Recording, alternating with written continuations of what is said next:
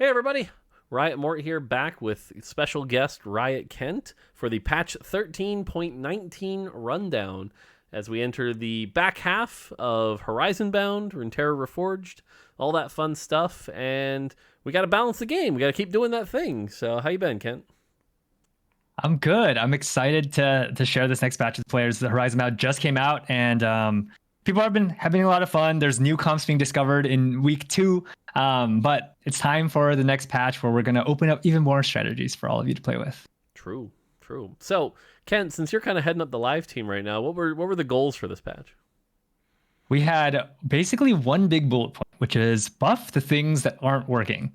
That's the main goal of this patch. You'll see a lot of green as you go through the slides. But on top of that, we had some small adjustments to make to other pieces of the content as well. So some examples, we want to bring down the top that's kind of holding back everybody else. So we want to make sure those pieces are brought down. And 2, we also did a really big pass on both artifacts and on legend augments. So we want to make sure that those are all tuned in within our frameworks and are landing where we expected. Ooh, frameworks, that fancy design word. Nice. Yeah. You like to see it. Dropped it in. Nice. All right, well, let's dive in so everyone can see what we're talking about and get through this. On the system side, just a small change to Serpentine River. Kind of expected this, but we wanted to see how it would live for a patch first. But health is no longer offered on stage 2. The 100 health people getting nothing just feels way too bad. Advantages lose streak players a little too much. But actually the bigger one we had to fix was health no longer being offered in double up. Turns out 16 health and double up can do a lot of crazy things.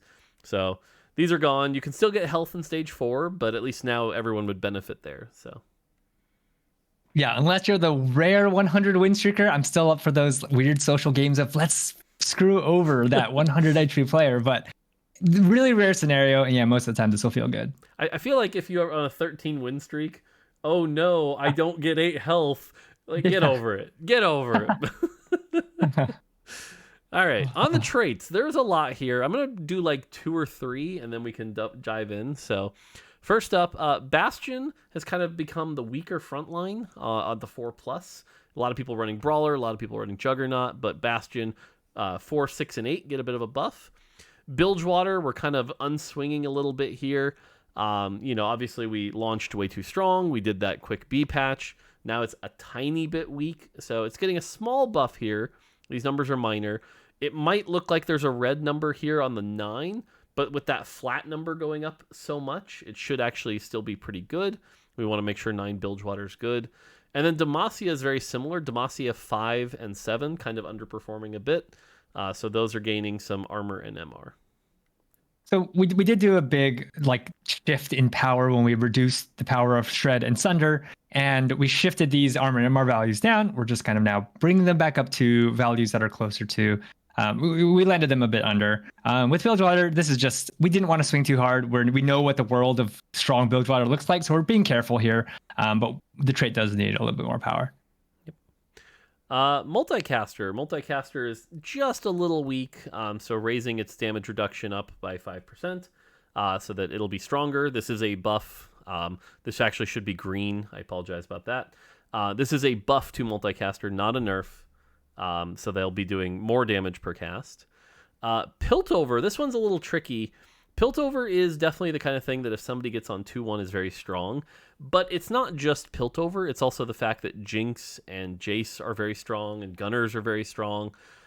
So we wanted to be careful here, but we did want to kind of address both. And so what you're going to see is that the value of the cash outs has gone down a bit. Most of you won't notice this because it was always done in gold. So like if you were getting 2 Thieves Gloves before, you're still getting 2 Thieves Gloves just with less gold. But Piltover will be slightly lower value. But to compensate, Piltover 6 has actually gone up. It is one of our prismatic traits. And so you are going to get more rewards from 6 Piltover. Any thoughts on those? Yeah, so this is, part of the package nerf for Piltover because we know it's overperforming. But as Mort mentioned, we're taking just a little bit out of this value here. You'll still feel a lot of the excitement because we kept the power and all that excitement stuff. But you'll see later in the patch the other portions that we've hit that should also significantly reduce the power of Piltover. Yep. Rogue. This one's interesting because it is listed as a nerf, as we do believe it is a nerf. But what's going to happen is they, instead of going to teleport back at half health, they'll basically need to be about a third of their health before they'll go back. And the logic here is when they finally start getting onto the back line, they'll be pretty fragile. So if you get on them, you'll be able to take them down. We'll see, though. There are definitely, I could see weird arguments where like, no, this might actually be a buff. We'll wait and see. But I will tell you the intention here is it is meant to be a nerf. So let us know how that plays out. Shurima underperforming just a little bit here. And also to compensate for later, you're going to see like a Nasus nerf, who's kind of the linchpin of late game success, Shurima. So we want to make sure the trait is powerful enough that you want to play it. So Shurima gets buffed at 4, 6, and 9. And then Vanquisher gets a small buff here, very small. I think Vanquisher has been one of the hard to play traits, but this is also one of those cases where we don't want to swing hard on the trait and Xayah and Darius and whatever. So the trait itself is just getting very light touches here. The goal here is that for Vanquisher, if you're running that, the item should be about as good as an Infinity Edge on somebody. And if you're running 6 Vanquisher, it should be even better. So those are kind of where those numbers are coming from. Yeah, with Rogue, one of the things that this is we're aiming to address here is the double trouble Rogue, where you just have so many Rogues on your board and almost no other real frontline. And so when the Rogue jumps to the backline, it's really easy for your backliner to hit another Rogue, drop target, and switch over to that Rogue that's really close and just finish them off. And so this should make that interaction a little bit, or the double trouble Rogue comp should make it a little bit weaker, make it a little bit easier to deal with. But yeah, as Mort mentioned, this obviously will come with some risks of it, working out in the Rogue's favor in some ways if they dash back there and then cast instead of cast and then dash back there. But we're hopeful this addresses most of the most frustrating cases of playing against Rogue. Vanquisher, as Mort mentioned, pretty light, but on 6, at 6 Vanquisher, it's a little bit bigger of a buff, mostly that like all of your Vanquishers, if you get here, can now guarantee crit because they'll be at 100% crit. So it's a bigger buff, but not that huge buff to Vanquisher 6, makes it the trait way more exciting as well. Yep. And then Ishtal, a couple adjustments here, some bug fixes, stuff like that. Electric gets a kind of a rework here, which is pretty interesting. We'll have to see how this one plays out. But instead of the 4-piece electric being now you can stun every 6 seconds, instead it's now any champion that got stunned you'll be able to deal 25% bonus damage to them. So let us know how this plays out. Should be interesting. Fire is just getting a buff. These numbers look really big, but note the duration also went up. So basically, for example, at 2 Ishtal here, it's still 20% per second. You're just getting 2 more extra seconds of burn, so it is a buff. And then, moving up. So just meant to basically set them on fire and be a little more thematic, which is kind of cool. Ice, we fixed the bug, Leduc. Thank you, as always. You continue to find some bugs, but basically the spell wasn't tagged properly, or the trait wasn't tagged properly as the damage type, so it was critting in ways that it wasn't supposed to, so that's been fixed. But we did compensate buff it a little bit. Stone 4, same thing, small buff if you want to run Stone 4. 4 Ishtal should be a big payoff. We want to make sure that's true. And then same with Wood 4, actually. Wood 4 was the same thing where it just took too long to ramp up. Even like a Wood 4 Cho'Gath wasn't actually that good. So we want to try to buff that up a bit here so it'll tick more often, a little less per tick, but more total AD and AP over time. Yeah, the one thing I want to touch on here is that Ishtal 4, you'll see there's a good amount of buffs coming around here on this slide, but we also know that the Ishtal units themselves are a little bit weak, and so we have more to address the actual units within Ishtal too to make them worth playing, both giving more trait power and giving more unit power. Yep. All right. On the champion side, Cho'Gath, we did it. Monkey Paw curled. Cho'Gath was meta. He's kind of a beast. Finally. He's kind of a beast. A Radiant Dragonclaw Cho'Gath with Bramble and Redemption. Kind of doing 9,000 damage and being unkillable. It's a little much. So we are bringing him back down. We're happy that he's meta. We're happy that he's playable, but the damage output was just a little higher than we were comfortable with. It's also one of those another lessons of every time we speed up the animation, it turns out to be a bigger buff than we always kind of account for. So bringing that spell power down a bit. So yep. One thing to touch on here is, we're hitting this spell HP damage percentage to hit mostly the ceiling of Cho'Gath. we still want him to be like, you could put him on your board in stage 2 just as a transition unit and things like that. He'll still be pretty good. We didn't want to nerf that one too much. We mainly want to hit that when you hit that 6,000 plus health with perfect items, 3-star in the late game, he shouldn't be biting units for as much as he currently does. 6,000? What game you mean 16,000? Yeah, see, that's what I'm saying. Like 6,000 and beyond, does that number even matter? He's biting people for so much damage. So it's true. All right, Milio gets a small buff here, just extra damage. Again, trying to buff some of the champions that aren't successful. Not a crazy buff or anything, but just let him kick that football back into the back and get some extra damage. So should also help invokers as well. So yeah. Yeah, making Milio a little bit better of a unit in the early game, but also reroll Milio, reroll Messi. Let's play the game. Yep. Jinx is really powerful. I think kind of actually the secret linchpin of Zaun, of Piltover, just doing a bit much that a 2-star Jinx is stabilizing you a little hard. A 3-star Jinx often doesn't need a 3rd damage item, can just run like a Gunblade, just a little higher than we want her. So bringing that down a little bit. Yeah, you look at this unit like 5 AD, of course that's a nerf to an AD unit who uses AD ratios, but she's also a gunner, and this will bring down the ceiling of how much gunner hit affects her a lot, because every single gunner % AD is scaling off of this 50 base AD instead of 55. So pretty significant nerf to Jinx should hopefully bring her within line. Yep. Continuing on, Darius. This is a champion that kind of fell off the board a bit. We kind of over-nerfed probably to give him that Vanquisher trait. He is going to be played in those Vanquisher comps, but we do want 3-star Darius to be a comp that you can play. So we're starting off light with that base AD buff. Remember, everything scales off AD, so a bit of a buff there. Yeah, not much to say on Darius, just he's too weak right now. We're trying to bring him back up, but we're also being careful because we're buffing the Vanquisher trait, and you'll see throughout the other slides, we're buffing some of the Vanquisher units as well. We just don't want to. We want to go light on the different pieces to make sure the comp is in place, and these individual pieces can also shine, but we don't want to over buff and make this entire line of Vanquishers just too strong. Yep. We're being careful. Jace is the other part of the Piltover Gunner package that's just causing it a little bit success. So again, -5 AD. The combination of, again, the Jinx, the Jace, and the Piltover should put Piltover in a spot where, again, if you hit it and you high roll with it and you land into like the Aphelios later or the Gangplank later, should do well, but not quite the guaranteed first place debut that we've seen it sometimes be. Yeah, and if you were wondering why we didn't do any gunner nerfs, it's because we're doing these two pieces of nerfs. Jace and Jinx are pretty crucial to a lot of gunner's power, and so you're not really playing 6 gunner without these 2 units. And so by bringing these 2 down, we don't want to also nerf the trait and over nerf the line in general. Yep. Nico, kind of weak at 1-star, decent at 2 and 3-star. So getting a little bit of extra shield at 1-star, and she also is benefiting from that Bastion 4/6/8 buff, as well as the Ishtal buff. So she's kind of getting buffs all around. But then also getting to deal a decent chunk of extra damage here, about a 10% buff in damage. So we're hoping that Nico can actually be someone you're really excited to 3-star.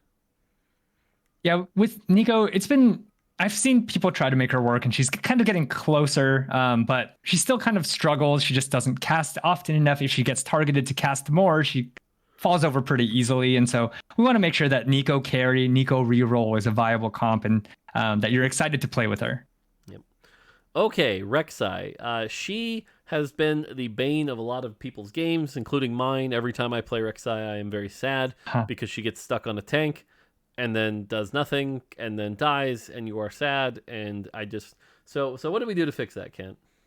Yeah, so Rek'Sai is getting a pretty drastic change here, where when she bites people, she'll now give them a mark, and if she bites that person again, that mark will basically trigger and deal bonus true damage equal to a little bit more than her base AD.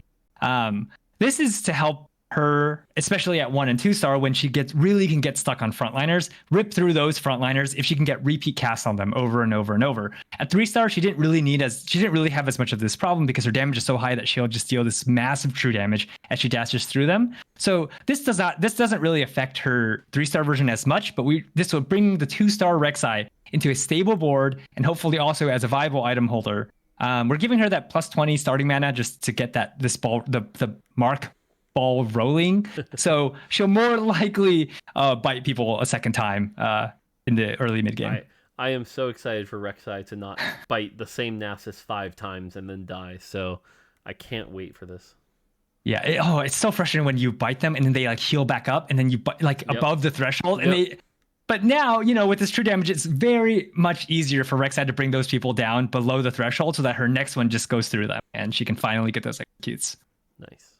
So, all right, on the 4 cost, Fiora, believe it or not, we actually think is pretty close to balanced. She might be frustrating, but she's pretty close to balanced, actually.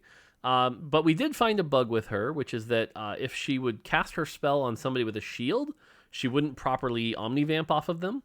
So we fixed that bug. To compensate for that, we did lower the spell damage a tiny bit here, so she won't get to do quite as much damage. But again, overall, this should basically be power neutral. So if you were expecting a big Fiora nerf or something, not this patch.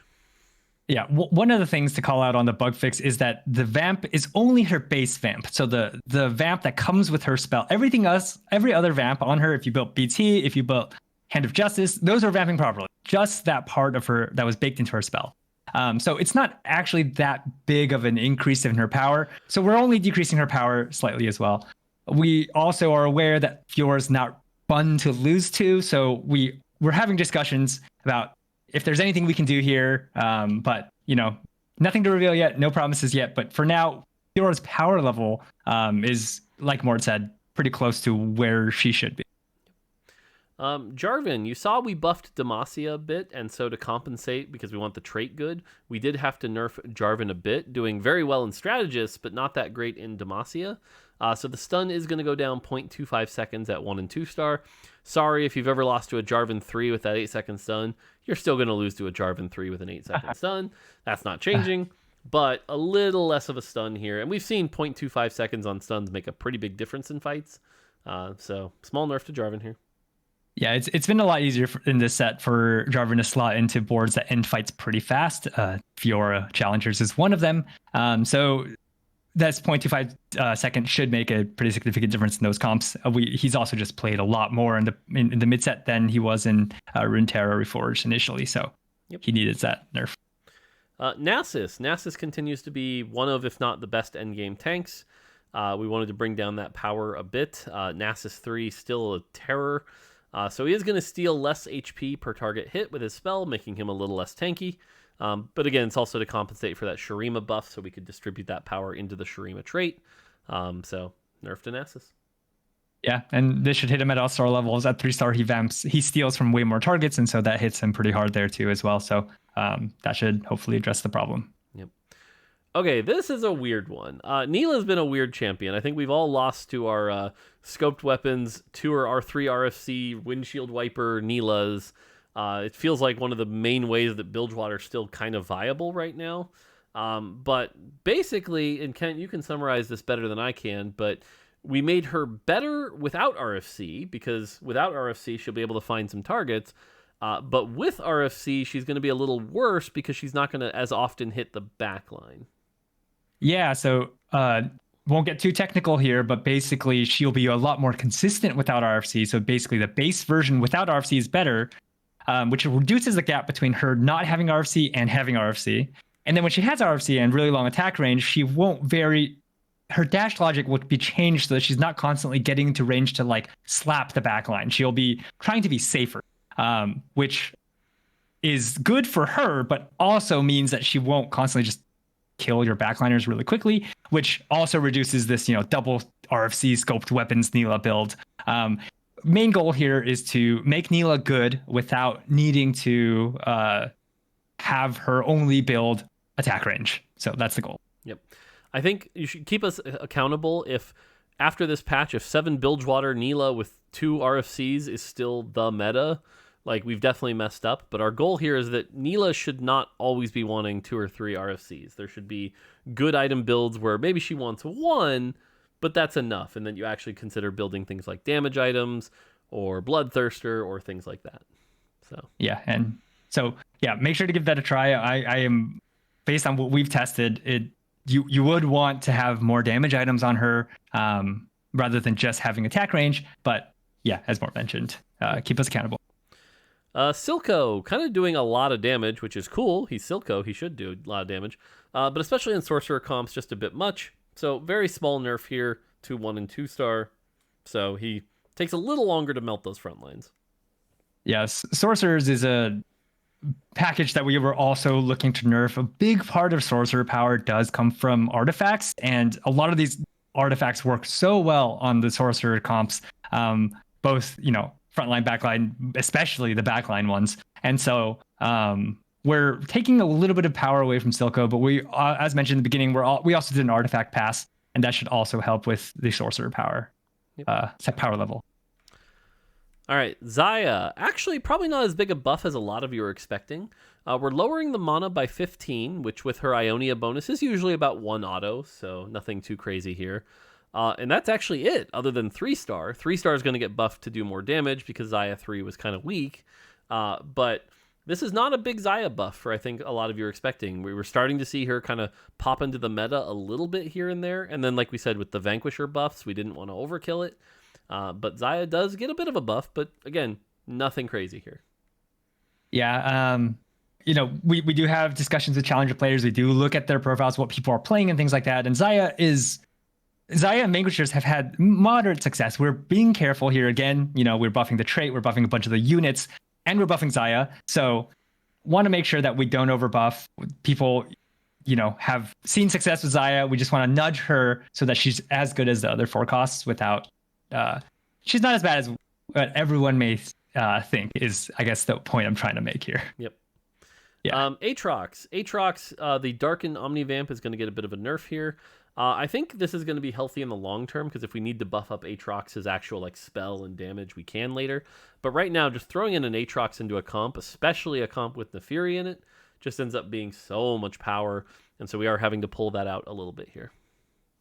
Yeah, we didn't want to hit Darken 2 specifically because that also hits Neferi's power. And if you happen to have Aatrox on your board, we want you to consider maybe you want a Neferi for that Darken 2 to buff up, your Darken trait, things like that. But Darken, Aatrox himself, his Darken is just so valuable on so many units with the health and the Omnivamp, especially, next to like a Fiora, for example, or a Samira. So we're bringing down this Darken Omnivamp by a pretty significant amount. This also hits the unit himself a bit too, because, an Aatrox 2 or 3 items is a beast. So this should all help the overall Darken 2 plus Aatrox pack. Yep.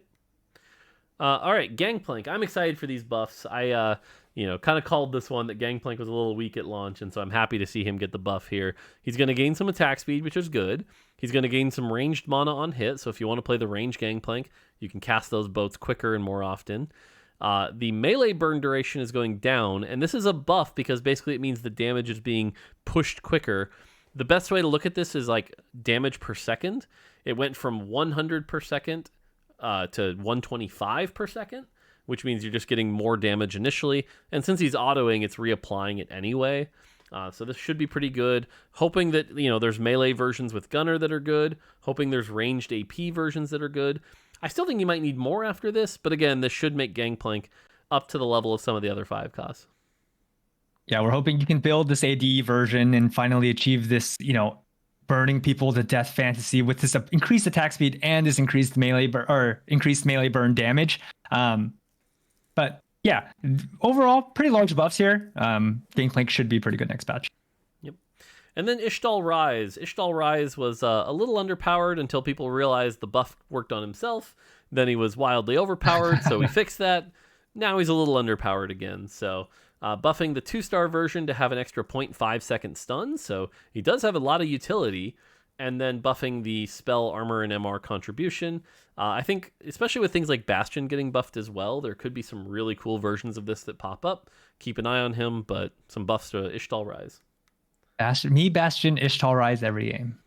No, but he's kind of a high risk unit. The stun part of this, want to talk about that a little bit. Basically, he's a pretty high risk unit because he has to be in the front. He does have higher defensive stats than other rises. And you do kind of want to itemize him more defensive, but at the same time, he can't cast he doesn't get the safety of casting from the back to stun people. He can stun people for a little longer. He can afford to have that CC in the comp. So, yeah. Yep. Cool. Okay, items. Mid-set we shipped a bunch of new items, which is cool. But we got to rebalance them. And so there's going to be a big focus here on artifact rebalance, as Kent mentioned earlier, some support rebalance, and a few of the new items. So I'm going to run through all of these, and then we can talk about the key points.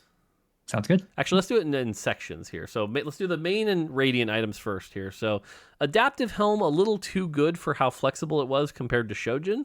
By lowering the bonus AP, this puts it about equal to Shojin now, which is where we really want it. And again, it has that flexibility that you can use it as a frontline item as well. So adaptive helm just loses 5 AP. Crown Guard gets 100 extra health. It's meant to be a frontline item, things that you'd be willing to put on like a Swain. You can also put it on champions like Katarina to help them survive. But having that 100 extra health really kind of incentivizes you to put it on some frontliners. Thieves Gloves, this is a pretty interesting new change, but right now, especially with a lot of our less engaged players, we saw this reaction where it was like, yo, Thieves Gloves has 40% crit. I should be putting this on backliners only. I should never put it on frontline. And yes, it comes from 2 gloves, and that makes sense, but we want the item to feel like you can put it on anyone. And so we're giving it 100 health so that you can kind of get benefit no matter where you put it. And so you won't feel as wasted if you're putting it on a frontline to get that 100 health. And then the Radiant versions are all very similar, although the Radiant version of Adaptive Helm actually gained a buff because it was kind of a weaker item. And then the Royal Crown Shield and Rascal's Gloves get those stats to match their base versions. Yeah, and I just want to call it, this is my fault. I should have changed this in the patch notes, but Thieves Gloves health is actually 150 because it's equal to a glove. Equal to a belt. So basically this is a belt and a glove worth of stats. But as Mort mentioned, this is a fairly large change to the item, but should totally just support the flexibility that Thieves Gloves is supposed to support. Nice. On the support side, Chalice gets a small buff, 4 AP, nothing crazy. And Obsidian Cleaver gets a small nerf, lowering the team AD and AP by 2. So nothing crazy there. Yep, nothing to add on these small adjustments. And then the artifacts. You're going to see a lot of nerfs here, but Anima Visage loses 50 health. Goldmancer Staff is the one that gets a buff. It gets 5 more AP. Hull Crusher loses 50 health. Monazane, probably one of the strongest by far, giving it that 15 AP made it very good. So that AP goes down to 10, and the starting mana goes down a little bit, so you're going to have to work before you can get that first cast. Sniper's Focus, another really good one, going down by 2% here, which I say 2%, but that's a 20% nerf. This is a big nerf to this item. And then Zonya's Paradox also losing 5 AP. So obviously with all of these artifacts getting nerfed, this is a pretty big nerf to the Ornn Legend as well. But again, these were just a little too strong for what they were offering. And the big one to talk about is Manazane just feels like how fast that feels the first cast, and then repeat cast, repeat over and over again. It was just way too much. So it didn't need to have that much starting mana. And by slowing it down, really buys time for the other team to react to you before the Manazane starts rolling. Yep. So looking forward to the Dish Soap Legend tier list after this one. So feels like Ornn might drop a bit. Yeah. Speaking of which, let's talk about augments. Yay. So why don't you handle this slide? Yeah, so a big one for here, mentioned in the beginning, frameworks. So some of these augments were over what we would expect these augments to give for their tier at the point in their game. Mostly the gold and sometimes a little bit of their power. And they're also legend augments, and so therefore they need to be slightly weaker so that they're the safe option for you to pick at 3-2 and 4-2. They're the safe option. So we adjusted a bunch of these. I'm going to go down the list. Big grab bag, giving too much gold, dropped all the way from 8 to 1. Item grab bag, giving 5 gold, dropped to 1. Item grab bag 3, going from 8 gold to 2. And giant grab bag, going from 10 gold to 4. So these are ones that just basically gave you a lot of power in items, but also in the amount of gold, like fueling your econ. And it didn't need to do both. It was over what we expected for that kind of power. Gotta go fast, 2 and 3. These are both really good for the melee champion comps and for sorcerer comps. So bringing the mana gain down from 25% to 20%, and then gotta go fast 3 goes from 35% to 30%. In jobs done, instead of 2 component anvils, you get 1 component anvil and 1 random component. Jobs well done, you get 1 completed anvil and 1 random component now. So we're removing the power that you have from full control over your component. In our frameworks, that's gives you a little bit less value. So this is a semi-small nerf, but it is a nerf to the augment. Medium Forge going from 6 gold to 1, Small Forge from 4 gold to 2, Tiny Grab Bag from 4 gold to 2, Training Reward 1 from 7 gold to 5, Training Reward 2 from 15 gold to 12, and Well-Earned Comforts from 8% attack speed to 6%. So a lot more of these gold generation adjustments. I think this will make a fairly large difference in kind of what legend you go for, because these were a lot of the fallback safe options that were also just too powerful. And so now you have to make more of a decision around like, which do you want to go for, rather than just, hey, this is stronger than all the other generic augments, so I'm just going to take this one. So that was a lot. I'm going to translate for you. Sorry. Poro good.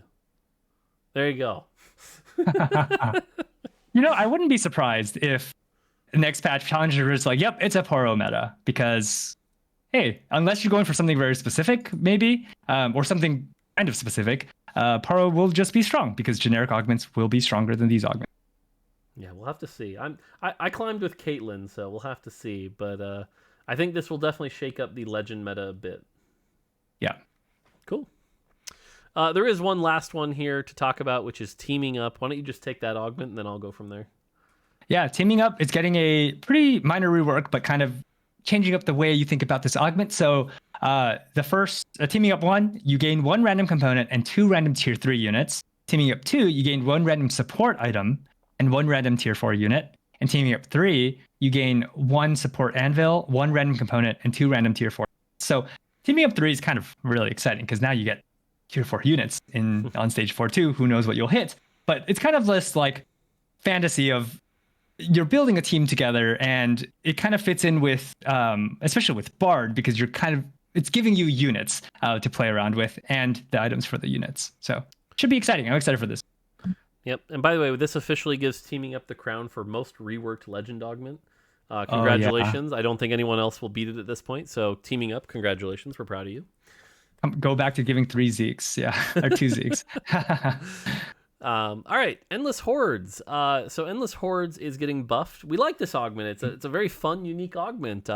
We want more of these type of augments in the game, but it is underperforming a bit. So to compensate, 3/2 Endless Hordes actually wasn't terrible because you could kind of lean into it and play off the advantage. It was especially powerful then. So we are nerfing the gold to compensate. But Endless Hordes Plus is actually just getting a buff to the gold because it's actually a little weaker at that point. So hopefully this makes Endless Hordes close to balanced, but it should give you some options there. Final Reserves. This is a really interesting augment right now. If you look at, if you're one of those people that goes to tactics.tools and looks it up, it looks abysmal. And so you're looking at this going, they're nerfing it. What's going on? But we're starting to see some players really figure out how to optimize and play it. And it still can do some pretty good things. But we're just trying to, this is actually not meant to be a nerf and more of like a consistency thing where it's trying to make sure that the gold you have plus the gold you get is properly being accounted for. So it should just be a consistency thing. We want to keep an eye on this, though. We didn't want to buff this augment right now because, again, players are still kind of figuring out. Did I miss anything on Final Reserves? No, just the goal around this is to make it a little bit easier to play. It's really hard to play, and so now it's like, well, if you just have a little bit of extra gold before it'll calculate how much gold it took to get you to set amount of gold, and then convert the rest of that into XP, so that you're not feeling like, wait, how did I do the math on this? Did I just lose a bunch of money? That kind of thing, just to make the whole thing a lot easier to play, make the experience a lot smoother, because that round is already so difficult, and so now you can just focus on that round. You got full value of what this was advertised to you without needing to, purposely do anything unique. Yep. Yeah. Mana Burn gets a bit of a nerf, mostly because, now it gives you a Shroud, and Shroud is a support item that got buffed and gives your team HP and stuff like that. Yep. So had to compensate for that. Parting Gifts now transfers the items immediately instead of on a delay. Small buff to that. Should be instantaneous to get that buffed and shield and not waste time there. Ravenous Hunter. This one's interesting because all we're doing here is the cap is still the same. We're just slowing it down. And so you're going to get less AD and AP per stack, but you can reach that same pinnacle. And so that's just going to be hopefully the right nerf to get Ravenous Hunter in the right spot. Rising Infamy feels pretty good, but with Bilgewater being buffed, we don't need it going out of control again. So we are slowing down how long it takes to ramp up at levels 1, 2, and 3. And then if Rising Infamy Plus Plus starts at level 4 if you want to take that later, because it was pretty bad there, but overall should still be a good augment. Shurima's Legacy's been re-enabled. We fixed the bugs with it. Stolen Vitality, this augment, probably one of the most nerfed augments. What was it? Started like 4%, 5%? Yeah, it was really high. Yeah. But with Vanquisher getting buffed, it does need another nerf. And then finally, Tiniest Titan. Now there's a Tiny Titan Plus, which appears on 3-2 and gives 8 gold, so that you can still play this augment and not feel quite as bad. Parting gifts, the big thing here is that sometimes when the item is transferring and the other unit dies, that item no longer gets picked up, and that feels really bad. So now if it transfers immediately, you never lose that item. You always guarantee you gain that shield to save that unit's life. And so should be pretty good to make this a lot easier to play around. And then for Rising Infamy, this one's rough because Rising Infamy on 2-1 is so good, even in a world where, Bilgewater is below average, but stage 3 and 4 is not, or stage 4, it's not that very good. And so we're making adjustments here to make sure, tune them closer to each other, especially in the world where we're buffing Bilgewater. Yep.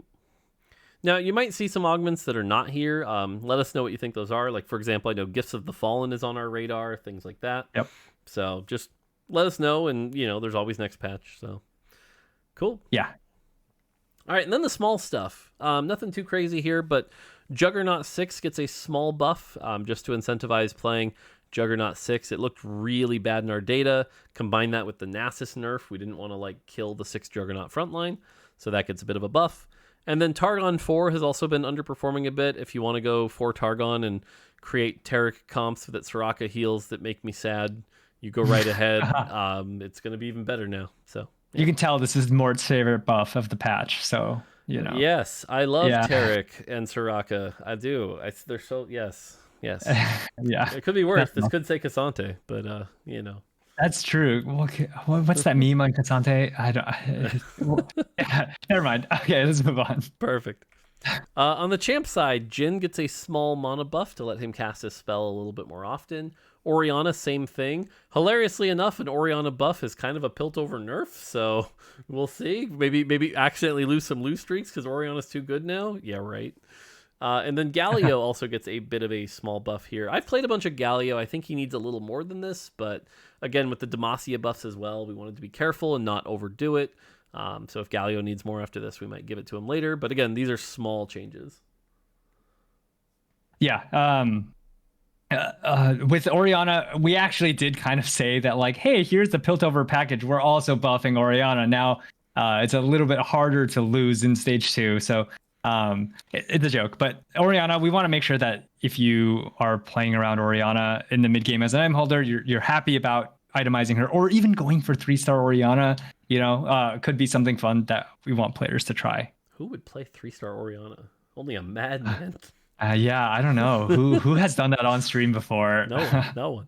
Huh. On the 3 to 5 cost side, Karma, another one kind of underperforming. Karma in particular really suffered from the loss of Lysandra. She kind of lost someone who could lock down the really strong duelists like the Fioras and the Mordekaisers, and just hasn't been able to pump out the damage because of that. So Karma's going to get a bit of a buff here. Some extra AP bonus for Ionia if you want to go 6 Ionia Karma, maybe. Vel'Koz, this is more compensation for the multicaster buff, and sorcerers were already doing good.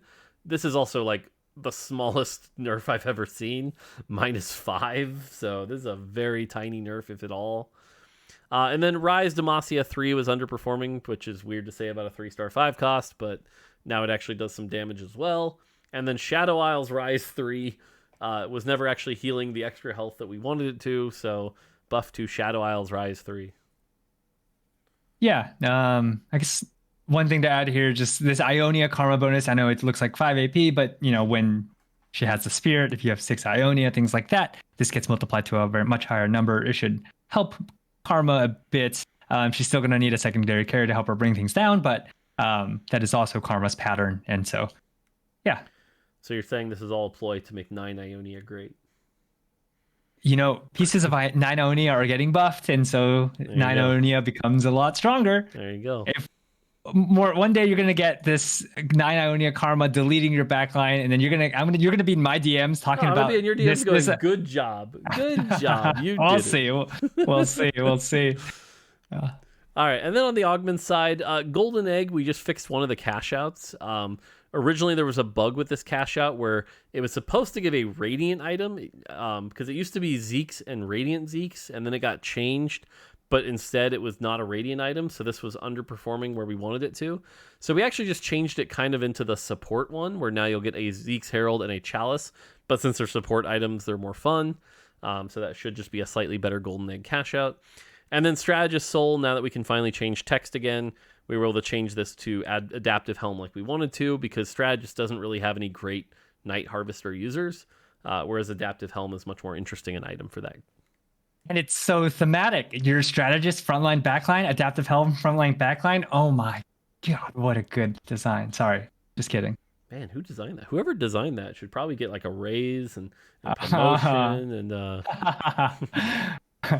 Now they're going to be wondering who it was. It wasn't me. Who was it? It wasn't me, though, to be clear. Who was it? Okay, but who was it? Oh, who made this decision? Yeah. Oh, it was Tim. I'm about to say it wasn't Tim. All right. Yeah. All right. Tim's going to watch this and be like, where's my promotion and my... So this will be the test to see if he watches these. Oh, true. Yeah, don't tell him. Hello, Tim. All right, and then to wrap it up, we got bug fixes, because when you have hundreds of augments, items, champions, interactions, turns out there are bugs. And if you can point me to a game that has no bugs, let me know. I'll go play it. But let's go over these. I'm going to power through. Ready? All right. Lucky Gloves will now grant the correct category of items to champions like Ryze, Kale, and Quinn. Great. Stationary Support now has the correct text. No weird %num target thing. Zon no longer deletes consumables if they are used with a full item bench when you have a Zon mod pending. Cool. Cassiopeia no longer loses some cast when she has Radiant Blue buff. That's right, Radiant Blue buff Cassiopeia has been buffed. Deal with it. Escort Quet's dummy can no longer be recombobulated into a 1 cost and no longer counts for player damage, although we fixed the player damage part in 13.18b, so that's already fixed.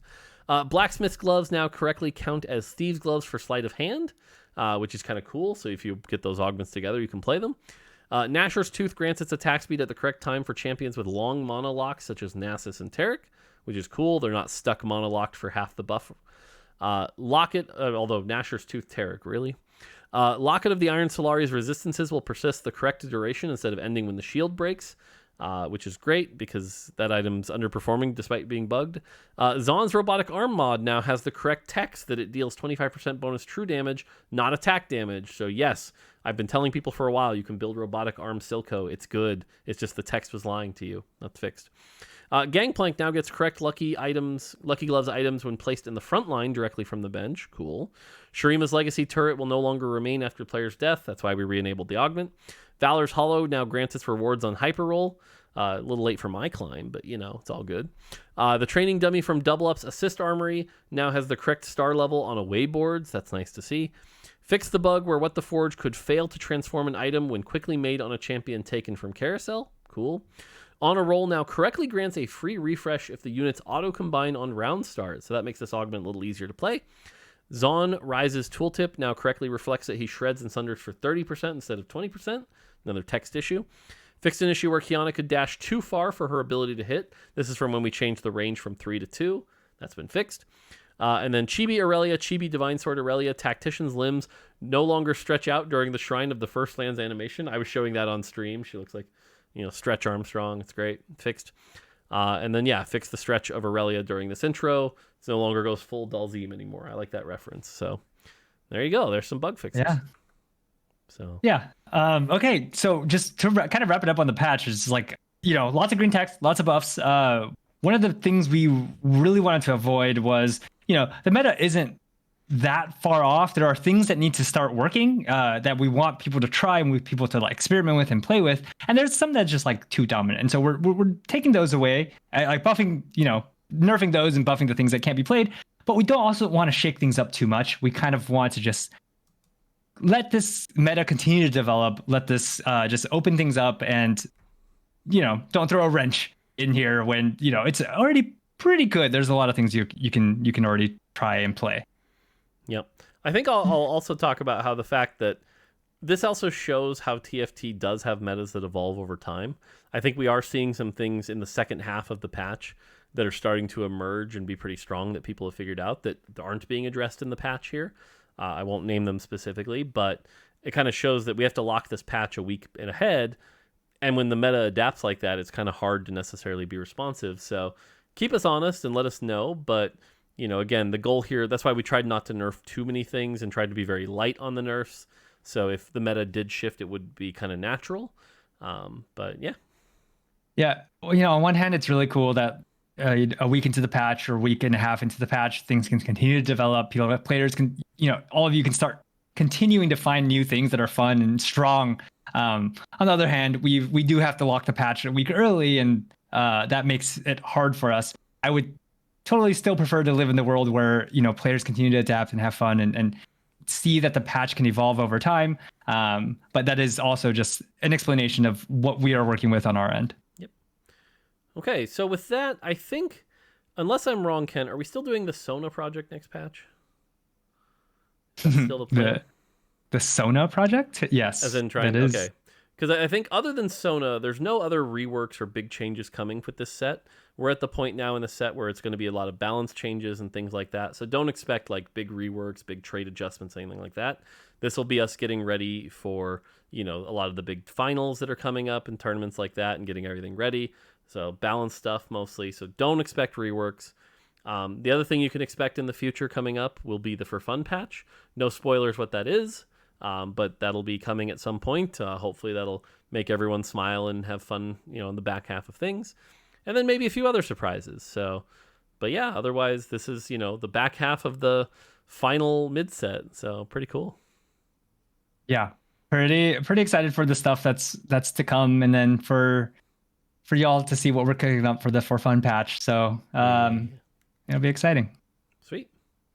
All right. Well, I think that's it for this patch. Hopefully you guys continue to have fun. Let us know how it goes. And we'll keep doing these. So, yeah. All right. That's going to do it from us. Cool. Until next time, take it easy. See ya.